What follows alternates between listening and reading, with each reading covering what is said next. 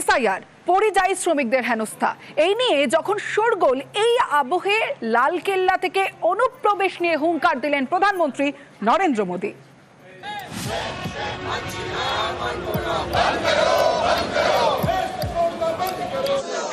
कोई देश अपना देश घुसपैठियों के हवाले नहीं कर सकता है, दुनिया का कोई देश नहीं कर सकता है, तो हम भारत को कैसे कर सकते हैं?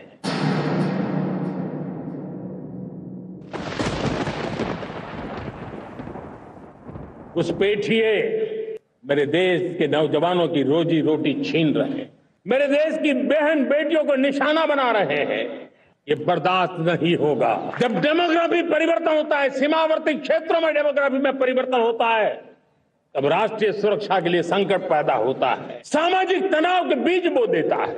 और कोई देश अपना देश घुसपैठियों के हवाले नहीं कर सकता है, दुनिया का कोई देश नहीं कर सकता है, तो हम भारत को कैसे कर सकते हैं? এসআইআর আবহে অনুপ্রবেশকারী নিয়ে প্রধানমন্ত্রীর এই মন্তব্য অত্যন্ত তাৎপর্যপূর্ণ। এসআইআর বা ভোটার তালিকার বিশেষ নিবিড় সংশোধন ঘিরে এখন দেশের রাজনীতি গরম। ভোটের আগে বিহারে এসআইআর করে 65 লক্ষেরও বেশি ভোটারের নাম বাদ দিয়েছে নির্বাচন কমিশন, জানিয়ে শাসক বিরোধী সংঘাত তুঙ্গে। বিরোধীদের অভিযোগ, বেছে বেছে নাম বাদ দেওয়া হচ্ছে যাতে বিজেপির সুবিধে হয়। বিরোধীদের এই আক্রমণের মুখে বারবারই বিজেপি নেতাদের মুখে শোনা গেছে অনুপ্রবেশের কথা। কলকাতা থেকে দিল্লি পদ্ম নেতারা এক সুরে বোঝানোর চেষ্টা করছেন, যারা ভারতীয় তাদের কারো নাম বাদ যাবে না। এসআইআরে নাম বাদ যাবে অনুপ্রবেশকারী এবং রোহিঙ্গাদের। শুধু এসআইআর নয়, ভিন রাজ্যে বাঙালি শ্রমিকদের আক্রান্ত হওয়ার অভিযোগের প্রেক্ষিতেও বঙ্গ বিজেপির নেতাদের মুখে বারবার শোনা গেছে অনুপ্রবেশকারী তত্ত্ব। বাড়ি বাড়ি গিয়ে ভোটার তালিকার সমীক্ষা 2002 সালে হয়েছে। কোন ভারতীয় লোকের নাম বাদ যাবে না, সে মুসলমান হোক আর হিন্দু। বাতিল হবে রোহিঙ্গা আর বাংলাদেশি মুসলিম যারা অনুপ্রবেশকারী। এসআইআর এনআরসি নয়। প্রধানমন্ত্রী যদি বলেন অনুপ্রবেশ হচ্ছে, ডেমোগ্রাফি চেঞ্জ হচ্ছে, অমুক হচ্ছে, তমুক হচ্ছে, গাফিলতি কার?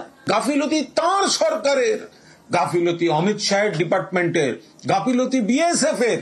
তাহলে সেখানে কেন্দ্রীয় সরকার সীমান্তে সুরক্ষা দিতে, দেশকে নিরাপত্তা দিতে ব্যর্থ।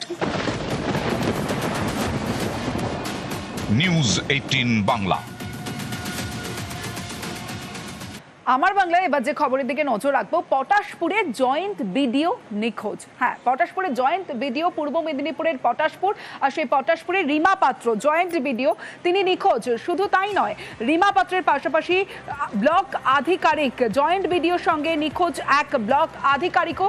কতদিন ধরে নিখোঁজ, কি জানা যাচ্ছে এখনো পর্যন্ত, তদন্তে কি জানা যাচ্ছে জানাবে সুজিত ভৌমিক রয়েছে আমার সঙ্গে। সুজিত, দেখো তমশ্রী, আজ স্বাধীনতা দিবসের থানায় ছুটলেন ব্লকের বিডিও। পটাশপুর যে ব্লক, সেই ব্লকের বিডিও থানায় ছুটলেন এবং কি কারণে না, ব্লকের 2 আধিকারিক নিখোঁজ এবং এই কারণেই তিনি একবারে থানায় গেছেন এবং থানায় গিয়ে তিনি মিসিং ডায়েরি করেছেন। এবং ঘটনা নিয়ে হুলস্থুল কাণ্ড পূর্ব মেদিনীপুরের পটাশপুর ব্লক এলাকায়। জানা গেছে পটাশপুর 1 নম্বর ব্লকের জয়েন্ট বিডিও রিমা পাত্র এবং ব্লকের পঞ্চায়েত ডেভেলপমেন্ট অফিসার রমা চন্দ্র মাঝি গত 14ই আগস্টের বিকাল থেকে নিখোঁজ। এই মর্মে পটাশপুর থানার ওসির কাছে একটি লিখিত অভিযোগ দায়ের করেছেন ব্লকের বিডিও। পাশাপাশি পূর্ব মেদিনীপুর জেলা শাসক থেকে শুরু করে রাজ্য পঞ্চায়েত দপ্তরে তিনি এ বিষয়ে জানিয়েছেন লিখিতভাবে। এবং স্বাধীনতা দিবসে ব্লক অফিসে পতাকা উত্তোলনের কর্মসূচি আয়োজন করা হয়। তারপরে দেখা যায় 2 আধিকারিক আসেননি এবং তাদেরকে নিখোঁজ একথা লিখেই কিন্তু লিখিত ডায়েরি এই আজকের দিনে থানায় গিয়ে কিন্তু জমা করেছেন তিনি হলেন এই 1 নম্বর ব্লকের বিডিও। এবং গোটা বিষয়টি নিয়ে স্বাভাবিক যে একেবারে চাঞ্চল্য ছড়িয়ে পড়েছে। বেশ,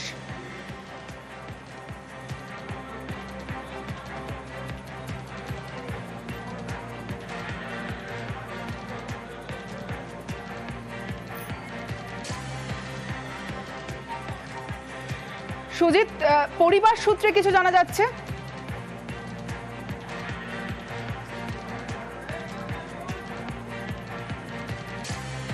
কথা বলবো সুজিতের সঙ্গে। পটাশপুরের জয়েন্ট বিডিও নিখোঁজ, পূর্ব মেদিনীপুরের পটাশপুরের জয়েন্ট বিডিও রিমা পাত্র নিখোঁজ, জয়েন্ট বিডিওর সঙ্গে নিখোঁজ এক ব্লক আধিকারিকও।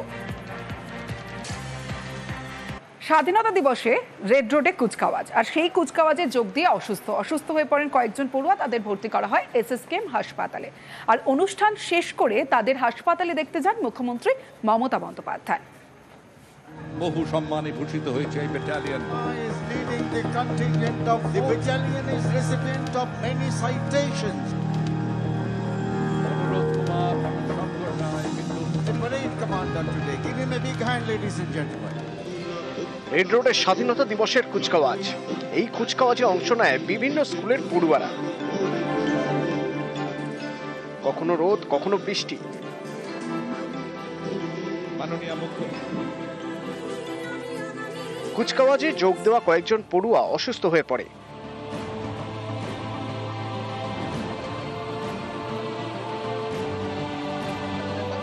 সঙ্গে সঙ্গে তাদের নিয়ে যাওয়া হয় SSKM এ।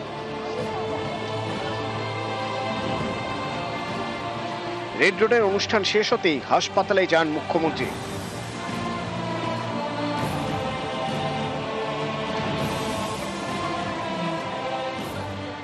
প্রোগ্রাম থাকলে টেনশন থাকে যতক্ষণ প্রোগ্রামটা কমপ্লিট না হয়। আমি ওর কাছে প্রায় 10 মিনিট মাথায় হাত বুলিয়ে টুলিয়ে দিয়েছি, চুলটুল তুলে দিয়েছি, এখন স্টেবল হয়ে গেছে, সবাই ভালো আছে। বৃষ্টিটা হয়েছে, তারপরে গরম, সকালে ব্রেকফাস্ট দেওয়া হয়েছিল।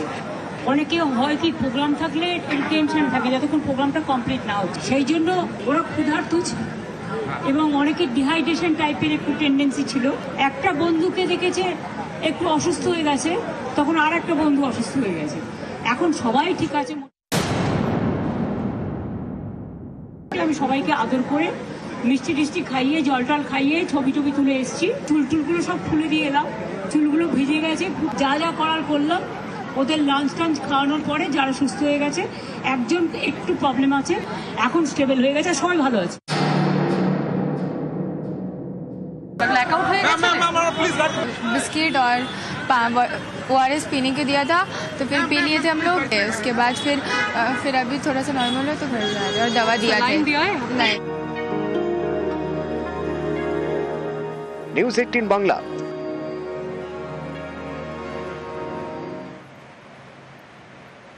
স্বাধীনতা দিবসের শোভাযাত্রা, সেই শোভাযাত্রা চলাকালীন মৌমাছির হামলা, মৌমাছির কামড়ে জখম একাধিক পড়ুয়া এবং সঙ্গে 3 জন শিক্ষকও আহত হয়েছেন, গুরুতর আহত হয়েছেন। জখম পড়ুয়া শিক্ষকরা মেদিনীপুরের বলপাই হাই স্কুলের এবং বটগাছের মৌচাকে ঢিল ছোড়া বিপত্তি। আহতরা সবং গ্রামীণ হাসপাতালে ভর্তি, গুরুতর আহত 2 পড়ুয়া, 1 শিক্ষক মেদিনীপুর হাসপাতালে ভর্তি। আজকে 15 আগস্ট, এবারে প্রভাত ফেরির জন্য বেরিয়েছিলেন, এবারে স্যাররাও ছিল সঙ্গে। এবার রাস্তাতে ভীমরোল হলো উড়ে এসে বাচ্চাদের এবং স্যারকে কামড়িয়েছে। গুরুতর অসুস্থ 7 জন মতো হয়েছে এবং হসপিটালে ভর্তি আছে। একজন স্যারকে খুব অসুস্থ হয়েছেন তিনি, এবং 2-3 জন ছেলে খুব অসুস্থর মধ্যেই আছেন এখনো পর্যন্ত। আমাদের জাতীয় পতাকা উত্তোলনের পর আমরা প্রভাত ফেরিতে বেরিয়েছিলাম। হঠাৎ করে একটা ভীমরোল চাপ আমাদের ছাত্রছাত্রী এবং আমাদের শিক্ষকদের ভীষণভাবে কামড়ায়। তার মধ্যে একজন স্যার, উনি ভীষণভাবে জখম হয়েছে। ওনাকে পরবর্তীকালে মেদিনীপুর সদর হাসপাতালে স্থানান্তরিত করা হয়। আর আরও একজন ছাত্র, সেও খুব অসুস্থ, তাকেও মেদিনীপুর সদর হাসপাতালে পাঠানো হয়েছে। সবাই বিপদমুক্ত, তবুও কিছুটা হলেও 2-1 ছাত্র এবং স্যার অনেকটা সিরিয়াসলি আছে।